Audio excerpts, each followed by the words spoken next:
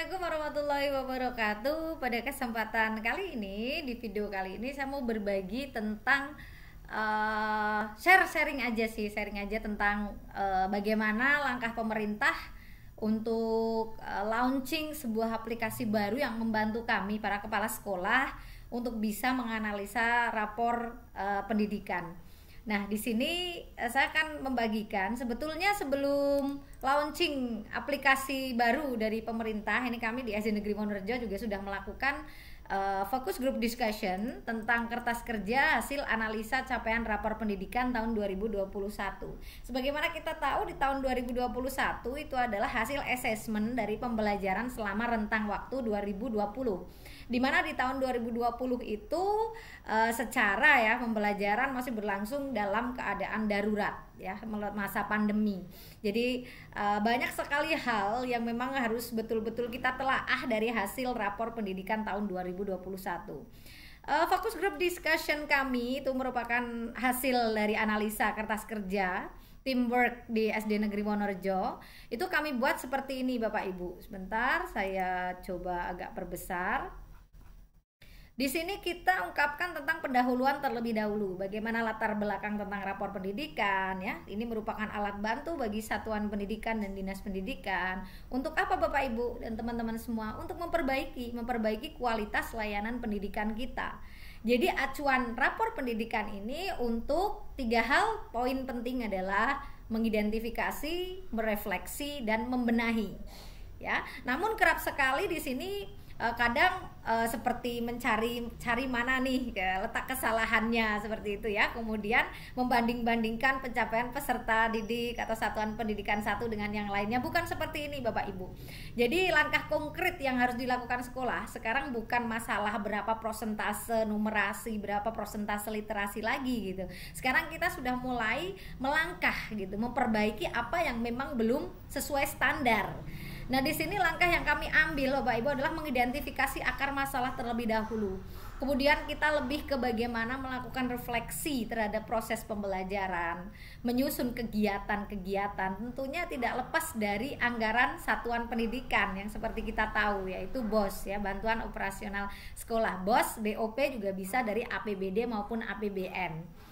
Untuk mendorong semua keberhasilan dari rapor pendidikan ini tentunya kita sudah ada perencanaan berbasis data ya yang sekarang sudah di launching. Nah, sebelum ini launching dari kementerian, sebetulnya dari SD Negeri Wonorejo sudah melakukan sebuah langkah-langkah konkret ya.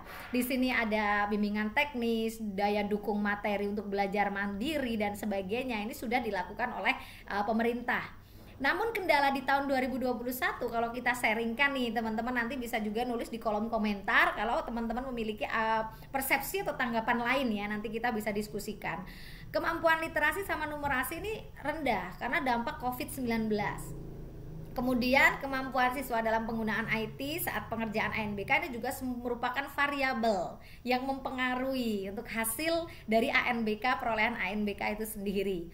Nah, di sini kami memutuskan untuk melakukan focus group discussion FGD ini sebagai upaya kami untuk bisa melakukan refleksi, menentukan langkah selanjutnya agar pencapaian rapor pendidikan di tahun 2022 mengalami peningkatan. Nah, harapan kami dengan adanya sarana ya, ada bantuan laptop atau Chromebook dari pemerintah dan sebagainya, bahkan ada pendampingan kurikulum merdeka secara merata, kemudian pembuatan media ajar literasi numerasi. Ini akan memberi support lebih lah sehingga kita effort untuk menuju ke perbaikan itu akan lebih tinggi. So far di sini kalau kita bicara tentang tujuan, lalu upaya yang dilakukan SD Negeri Wonorejo, ya, saya selaku kepala sekolah dan dewan guru, setelah melakukan refleksi analisa capaian rapor pendidikan, di sini kami melaksanakan pada hari Sabtu 2 Juli 2022. Udah lampau ya Bapak Ibu ya, bertempat di sekolahan kami dan di sini juga melibatkan stakeholder yang terkait. Capaian untuk rapor pendidikan, nih kalau Bapak Ibu biasa sudah mengunduh di laman rapor pendidikan dari Kemendikbud, itu akan mengunduh dengan hasil seperti ini.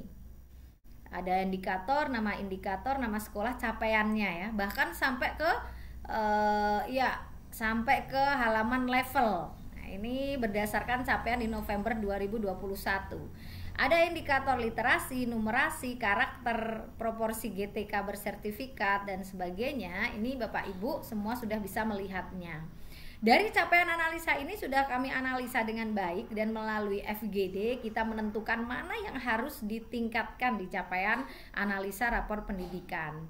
Di sini ada pengelolaan TIK, anggaran. Kenapa bernilai tinggi 100? Karena di poin E.3 pengelolaan TIK anggaran kita sudah melaksanakan itu dengan baik. Kemudian apa yang harus ditingkatkan, dan kita bisa menganalisa dari capaian indikator kabupaten, kemudian provinsi dengan nasional ya. Kemudian di sini juga beberapa hal yang perlu ditingkatkan, itu mana saja poin-poin yang penting. Ini penting sekali. Baik. Untuk selanjutnya Bapak Ibu, untuk berbagi yang selanjutnya di sini saya di kemampuan instruksional dan sebagainya, baik itu iklim pembelajaran dan sebagainya, tentunya kita kaitkan dengan buku saku yang diberikan oleh pemerintah.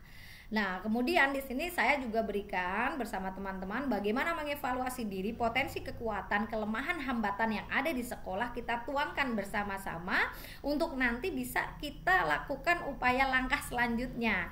Otomatis ada konektivitas di sini dengan RKAS, bantuan operasional sekolah. Dengan program tindak lanjut ke depan ini, kemungkinan besar jelas ini akan memberikan impact pada perubahan RKAS, dan ada tambahan apa saja anggaran yang diperlukan di sini. Baik Bapak Ibu, ini untuk sekedar informasi saja, dan selamat berbagi dengan teman-teman yang lainnya. Apabila Bapak Ibu ingin request juga boleh nulis di kolom komentar. Thanks for your attention. Wassalamualaikum warahmatullahi wabarakatuh.